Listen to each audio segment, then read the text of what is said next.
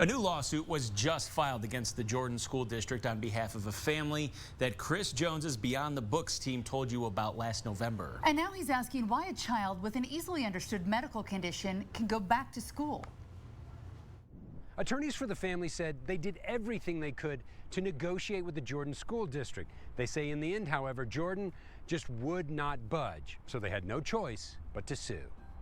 I'm baffled. Aaron Kinney They've chosen a hill to die on. has been a civil rights attorney, Which I don't quite understand. for years.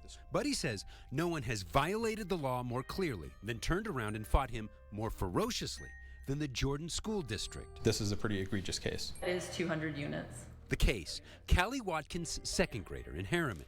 He has diabetes and must take a special diluted insulin. The district won't let him go to school out of fears he might accidentally poke a fellow student with a needle. It's a 30-second process. And the school district just says no. Absolutely not. Dr. Robinson? Beyond the Books first told you the Watkins story in November. Can we take a few minutes of your time? And we tried to ask a member of the Jordan School Board, Daryl Robinson, about the case. What are your thoughts about that? He flatly denied our request. Can we just talk for a moment? At the time of our story, Jordan schools had refused to let Callie's son come to school for months. Jumps on you. Now fast forward to today, and the second grader has been out of school an entire year.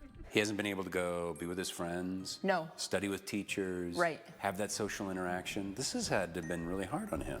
Right, very emotional. It's not rocket science. Kinney says he doesn't get it. He says the district is clearly in violation of the Americans with Disability Act and with Utah Law 53A 11604, which says if a parent signs a waiver and a doctor provides a written statement, which Callie has, then the school must let the student possess and self-administer their own diabetes medication. This completely ignores that piece of Utah code that it's there in black and white. Kinney says because of this, he had no choice but to sue and has filed a civil lawsuit in federal court. I feel terrible that we didn't just sue them, or, at the beginning, if we knew he was going to miss the entire school year.